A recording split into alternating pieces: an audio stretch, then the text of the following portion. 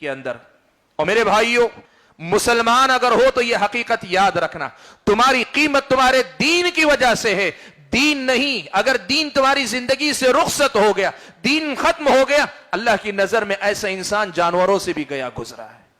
جس کی زندگی میں دین نہ رہا، ختم ہو گیا، بے دین ہو گیا، دین سے آزاد ہو گیا، وہ سمجھتا ہے کہ میں کسی دین کا پابند نہیں ہوں، میں کسی شریعت کا پابند نہیں ہوں، وہ سمجھتا ہے کہ میں من مانی زندگی گزاروں گا، من شاہی زندگی گزاروں گا، دین کی مجھے ضرورت نہیں.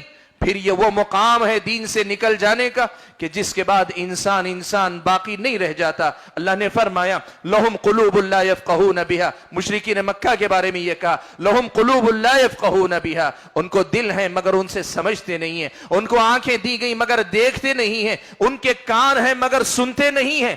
جب یہ سب کچھ رکھ کر اس سے جو مقصود ہے اللہ کی بندگی، اللہ تعالیٰ کی عبادت، اللہ کی وحدانیت اور اپنی زندگی کو اللہ تعالیٰ کی توحید کے تقاضوں کو پورا کرنے میں لگانا، اگر یہ تمہاری زندگی میں نہ آیا اولئک کالانعام، تب پھر ایسے لوگ کالانعام جانوروں جیسے، کالانعام چوپایوں جیسے، بل ہم اضل، بلکہ اس سے بھی کہیں زیادہ گئے گزریں. اور معاف کرنا الفاظ ذرا سخت لگتے ہیں، اسے خطیب کی آپ زبان کی سختی نہ سمجھیں. آج آپ دیکھیں کیا ہماری اور آپ کی زندگی قرآن کی اس الفاظ کا نمونہ ہے کہ نہیں؟ قرآن میں اللہ نے کہا والذین کفروا یأکلون والذین کفروا یتمتعون ویأکلون کما تأکل الانعام والنار مثوی لہم.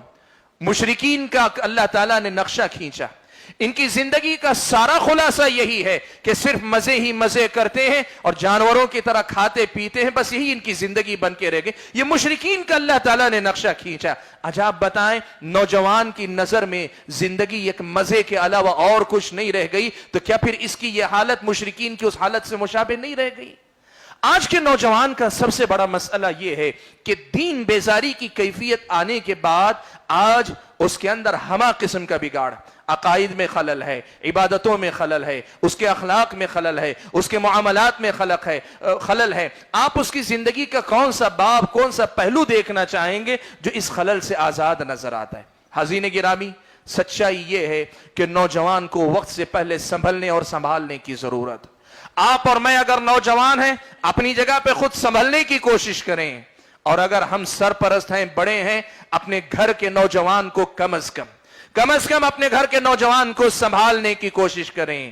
ہم اور آپ اگر اپنے نوجوان کو نہ سنبھال سکے تب پھر یاد رکھنا اللہ نے فرمایا وَعْلَمُوا أَنَّمَا أَمْوَالُكُمْ وَأَوْلَادُكُمْ فِتْنَةٌ. اللہ نے فرمایا کہ تم جان لو کہ تمہاری اپنی اولاد تمہارے لیے فتنہ ہے، آزمائش ہے. تم نے صحیح تربیت کی، اپنے بچوں کو سنبھالے رکھا، تھامے رکھا، ان کی صحیح تربیت کی، تب پھر یہ تمہارے لیے بڑے اجر کا باعث بنیں گے. اور اگر تم نے ان کو نہ سنبھالا، چھوڑ دیا، شتر بے مہار آدمی کو آزاد چھوڑ دیا، لڑکے کو چھوڑ دیا، تو پھر کیا ہوگا؟ اللہ تبارک و تعالیٰ کے پاس اپنی اس آزمائش میں تم ناکام قرار پاؤ گے. حاضرین گرامی، ضرورت اس بات کی ہے کہ ہم نوجوان ہو تو خود سنبھل جائیں.